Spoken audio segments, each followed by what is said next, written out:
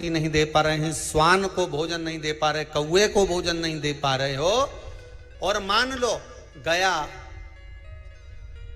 ब्रह्म कपाली या कहीं पिंडदान नहीं कर पा रहे हो, तिलांजलि तर्पण नहीं कर पा रहे हो, तो एक काम जरूर करना, जल के पात्र में 2 बूंद गंगा जल डालना और वो गंगा जल शंकर को रोज 16 दिन तक चढ़ाइए, पितृदोष समाप्त हो जाए। जब ज्यादा घर में पितृदोष हो ना, ऐसा लगे कि पितृदोष बहुत ज्यादा है, 1 रुपए कमा रहे हैं, 1.25 रुपए खर्च हो रहा है, हाथ में पैसा नहीं टिक रहा, दुकान 4 दिन अच्छी चल रही है, फिर व्यापार डाउन हो जाता है, कोई पैसा लेकर भाग गया, नहीं दे रहा, कहीं कर्जा मात्रा बढ़ गई है, ये पितृदोष के लक्षण है कुछ। इसमें आपके घर में जो भी रुद्राक्ष पड़ा हो, जो भी रुद्राक्ष रखा हो, क्योंकि संभाल के तो आप रखते नहीं, पटक देते हो यहां में, जो भी रुद्राक्ष आपके घर में रखा हुआ, एक पानी के पात्र में उस रुद्राक्ष को डाल दीजिए, उसमें 1 चावल का दाना डाल दीजिए। महाराज, परिंदा जहां होता है, मटका, हंडा या रसोई घर में आपका जो पानी भरने का स्थान होता है, जिसको आरो वारो क्या क्या लगा के रखते हो, उसी के कहीं पास में उस कलश को रख दीजिए, ऊपर से उसको ढक दीजिए। शाम के समय, सुबह रखा 10 बजे से 12 बजे के बीच में, शाम के समय प्रदोष काल में भगवान शंकर का नाम स्मरण कर कर, ओम नमः शिवाय बोलकर, श्री शिवाय नमस्तुभ्यम बोलकर, या महामृत्युंजय मंत्र का स्मरण कर कर, या गायत्री मंत्र का स्मरण कर कर, जो मंत्र आपकी बुद्धि में, विवेक में समाहित हो, उस मंत्र का नाम लेकर राम कृष्ण हरि जो बोल सकते हो, एक घी का दिया अवश्य प्रज्वलित करें, लंबी बाती का। कौन सी बाती का? फूल बत्ती का नहीं, गोल बत्ती का नहीं, लंबी बाती का लगा। बत्ती का मुख दक्षिण की ओर, कहां पर होना चाहिए? दक्षिण की ओर, ना पूरब, ना पश्चिम, ना उत्तर।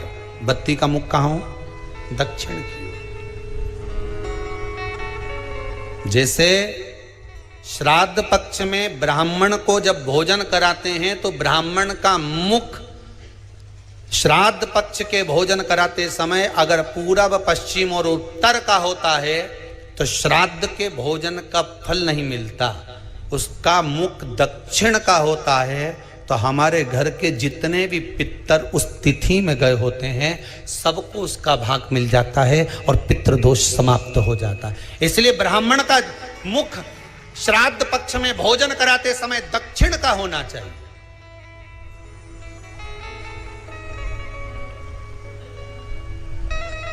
ब्राह्मण का मुख दक्षिण का हो।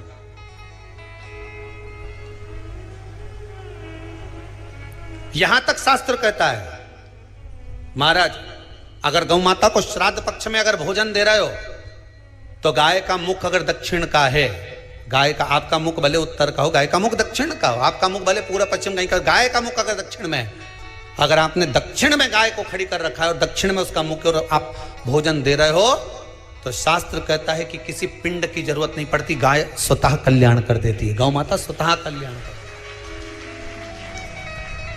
दक्षिण मुखी हो तो दिए की जो बाती का मुख कहां होना चाहिए? दक्षिण का। और दक्षिण का मुख हमारा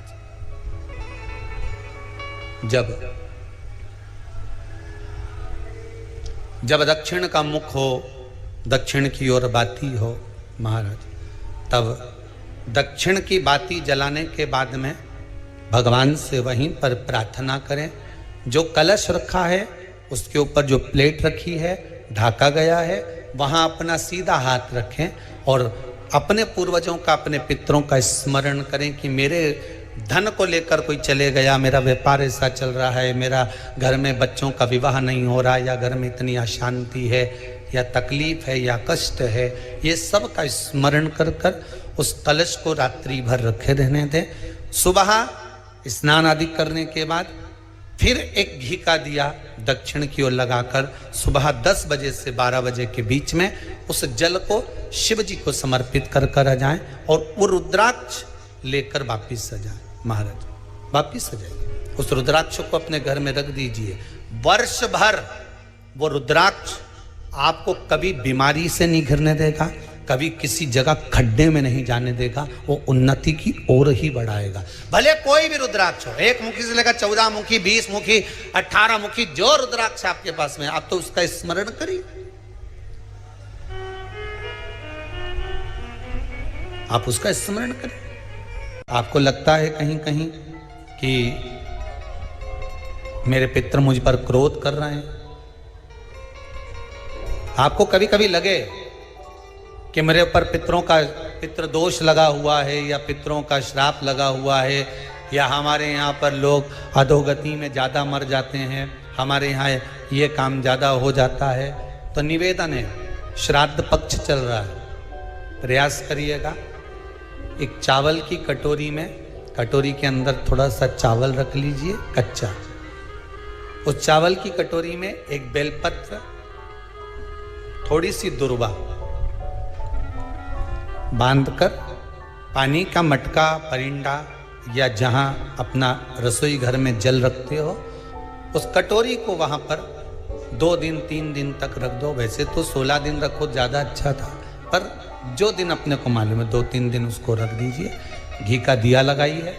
3 दिन के बाद में उस दुर्वा को, उस बेलपत्र को शिव बाबा को समर्पित कर दो। चावल पूरे घर में घुमाने के बाद चिड़िया को या नदी में या किसी जीव को प्रदान कर दीजिए। महाराज पितृदोष के निवारण का सुंदर तरीका,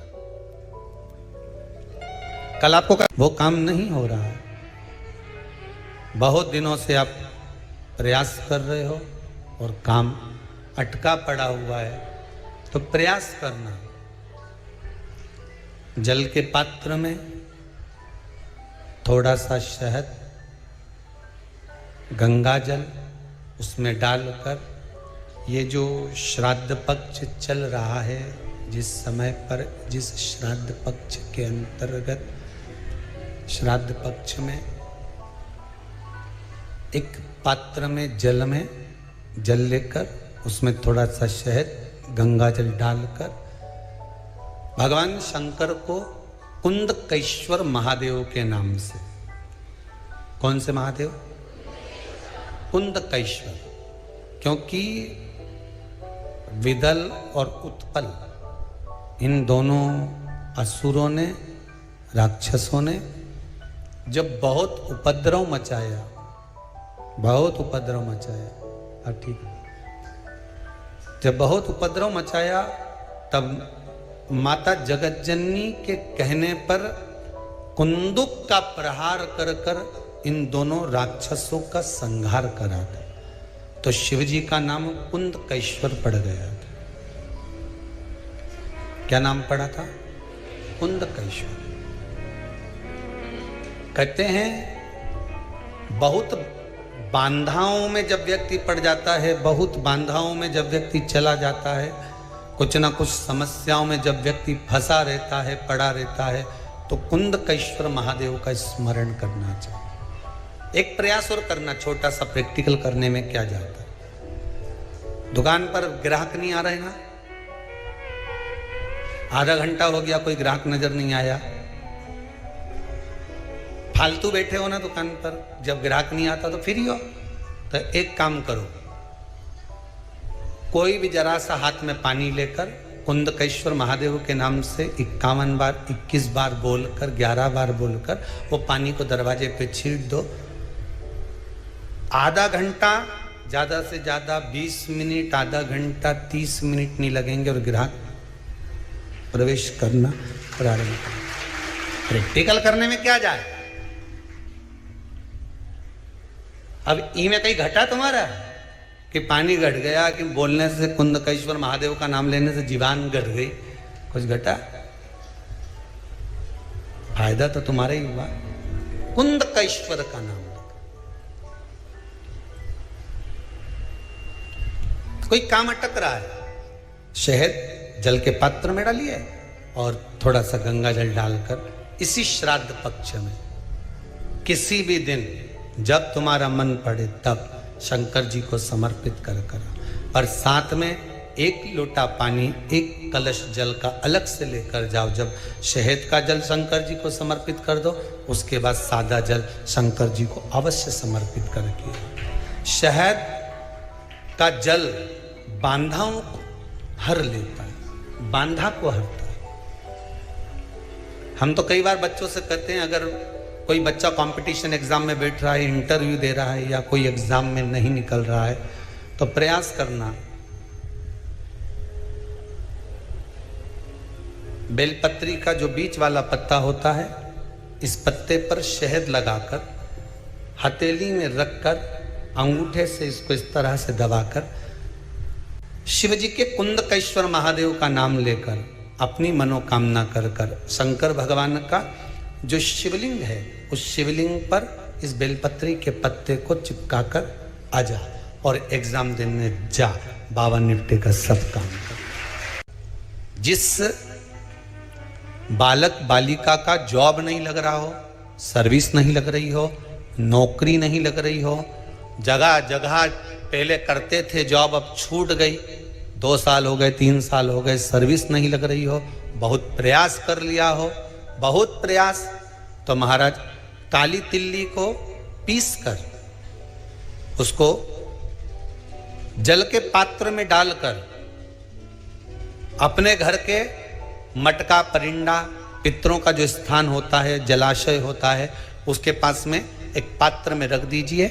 बेलपत्री या बट का पेड़ या पीपल का पेड़, इस वृक्ष के नीचे एक रात्रि तक रखे रहने के बाद में दूसरे दिन अपनी कामना करता है, जिनका जॉब नहीं लग रहा, सर्विस नहीं लग रही, नौकरी नहीं लग रही या कहीं उलझने उत्पन्न हो रही है, उस व्यक्ति को हाथ में ले जाकर उस पात्र का जल, 3 वृक्ष पितरों के तुल्य हैं, कल की कथा में कहा था, पहला बेलपत्री का, दूसरा पीपल का, तीसरा बट का, ये 3 पितरों के तुल्य हैं। इन 3 में से किसी भी वृक्ष के नीचे उस काली तिल के जल को समर्पित कर दीजिए। महाराज बाबा चाहेगा, भोलेनाथ जी चाहेगा तो 3 महीने में कहीं ना कहीं योग बना ही देगा, ये पक्का।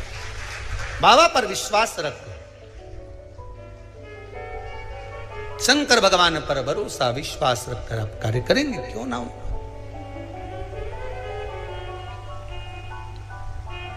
श्राद्ध पक्ष में महाराज पीपल के पेड़ के नीचे मात्र काली तिल्ली का पानी ही डाल देने से पितृदोष का निवारण हो जाता है। किसी लड़के की लड़की की विवाह शादी नहीं हो रहा हो, मंगल विवाह नहीं हो रहा हो, पानी के लोटे में थोड़ा सा काला तिल डालकर श्राद्ध पक्ष में पीपल के पेड़ के नीचे चढ़वा दीजिए। महाराज पितरों की शांति होती है, घर में मंगल कार्य होता है, मंगल कार्य हो जाता है, पितृदोष का निवारण होता है।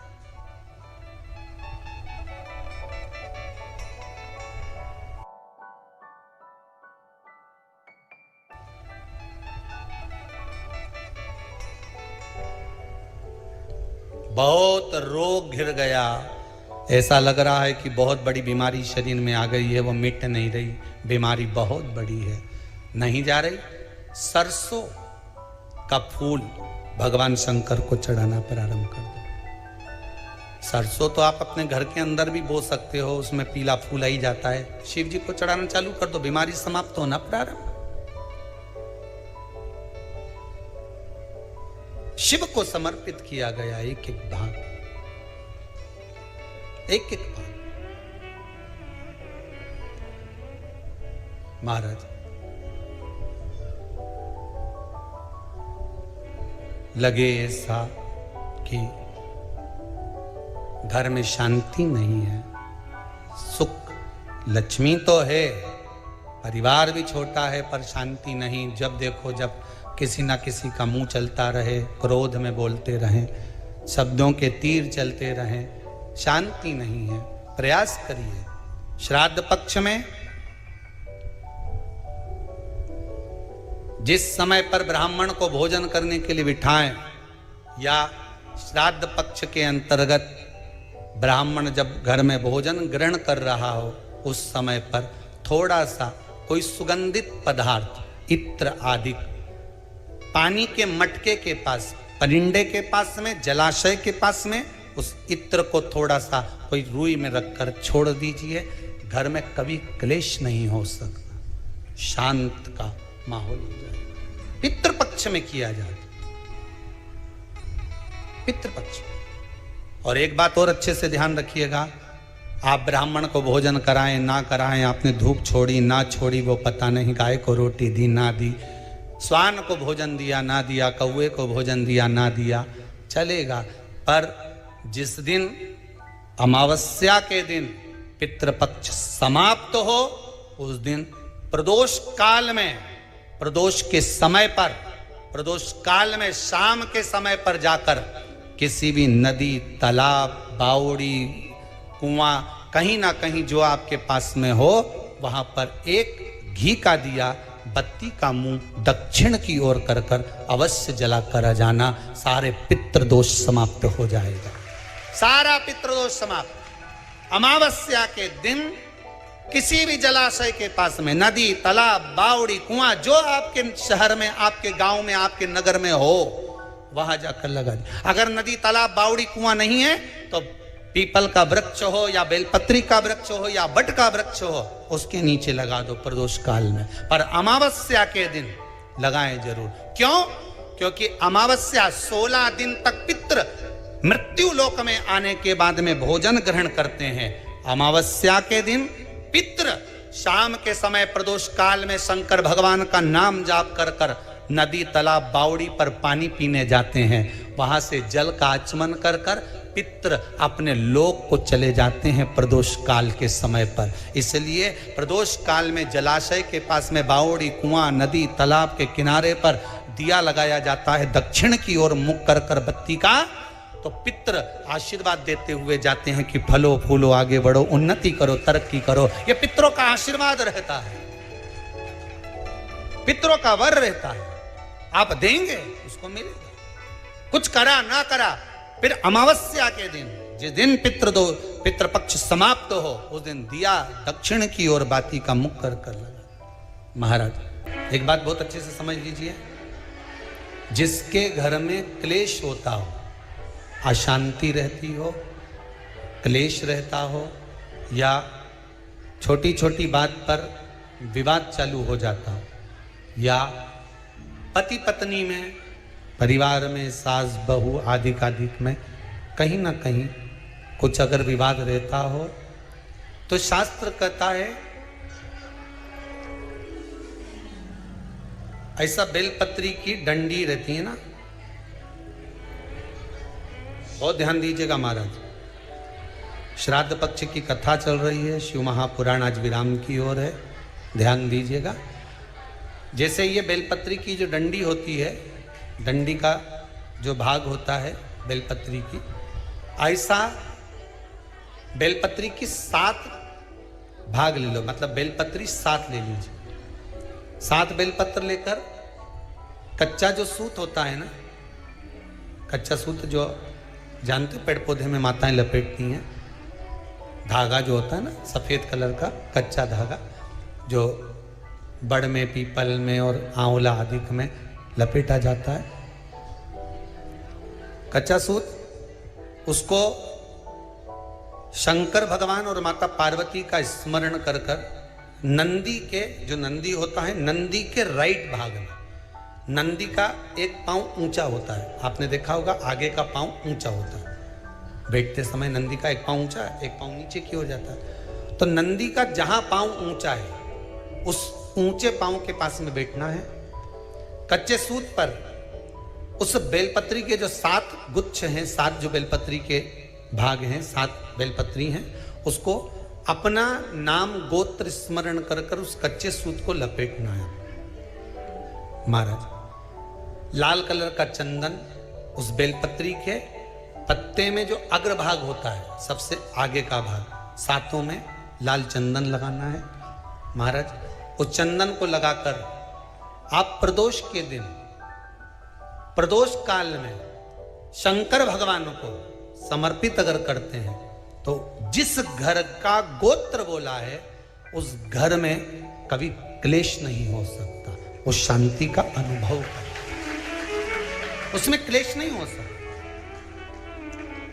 एक धागा होता है पक्का धागा, एक धागा होता है कच्चा धागा। बहुत ध्यान दीजिएगा महाराज, पक्के धागे से नहीं लपेटना सफेद, कच्चा जो धागा पीपल में, बड़ में या आंवला आदि में जो हम लोग लपेटते हैं पूजन करते समय, वो कच्चा धागा।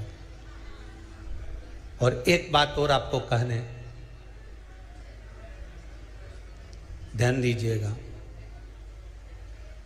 अगर मान लो किसी पति पत्नी का तलाक तक की नौबत हो गई और तलाक नहीं कराना है, आपस में वापिस प्रेम बढ़ जाए, छोरी वापिस घर में रहे, बेटा उसको रखे, बहू रहे, आपस में प्रेम बढ़े, वो भले मायके चली गई हो, वो भले लड़का छोड़कर चले गया हो, अकेली रह रही हो और चाहती है कि मैं पति के साथ रहना है, तलाक नहीं होना चाहिए, हम दोनों में प्रेम रहे, वो संभाले मेरे को भी और मैं भी आदर करूं, वो भी आदर करे। तो मेरा निवेदन है, कच्चा जो सूत होता है, कच्चा जो धागा होता है, नंदी के ठीक पीछे बैठकर कोई साथ में आपका परिवार का कोई व्यक्ति चले जाए और हस्तकमल को, जिसको अपने परिवार में वापिस रहना है, उस स्त्री हो या पुरुष हो, दोनों में से कोई भी नंदी के पीछे बैठकर सोमवार की जिस दिन अष्टमी पड़े उस दिन नंदी के पीछे बैठकर हाथ को ऐसा बंद करना है, हाथ में एक बेलपत्री रखना है, सीधी सीधी बंद कर कर 7 बार उस हाथ पर कच्चा सूत लपेट देना है, उस सूत को वापस निकाल लेना है, बेलपत्री के साथ में, और बेलपत्री को तो अपने पास में रखना। सबसे पहले माता पार्वती का जो हस्तकमल ऐसा होता है शिव मंदिर में, उस हस्तकमल में वो सूत जो आपके हाथ से निकला है वो उसमें डाल देना है, माँ जगत जननी से प्रार्थना कर कर, और जो बेलपत्री आपने संबंध को जोड़ने के लिए अपने हाथ में ली है वो शंकर भगवान के कटी भाग में, फिर निवेदन करूंगा कटी भाग को समझ लीजिए। ये शिवलिंग रखा है, जहां पर शंकर भगवान का शिवलिंग, माता पार्वती जी के हस्त कमल पर जो शिवलिंग रखा है, ये भाग कटी भाग कहलाता है। इस जगह पर जहां शंकर और पार्वती का मिलन हुआ है, उस जगह पर उस बेलपत्री को रख देना है। महाराज ज्यादा से ज्यादा 3-4 महीने लगते हैं, दोनों में वापिस प्रेम बढ़ जाता है, दोनों एक हो जाते हैं। तलाक तक बात चल भी रही हो तो वो तलाक समाप्त हो जाता है, प्रेम, करुणा, आसक्ति, स्नेह बढ़ जाता है। संबंध टूटने की कतार पर एक बार माता पार्वती को समर्पित तो करो अपना संबंध कि मां अब तुझे नहीं भाना, माना मैंने अपशब्द कह दिया होगा, माना मेरी गलती होगी, थोड़ी गलती उनकी भी होगी, पर दोनों की गलती है मां, अब इस संबंध को तुझे निभाना। जब कच्चा सूत माता के हाथ में रखो तब माता को विनती करना, इस संबंध की डोरी अब तेरे को दे दी, दीन बंधु दीनानाथ मेरी डोरी तेरे हाथ, अब ये डोरी मैंने तुमको दे दी है, अब ये संबंध आपको निभाना है।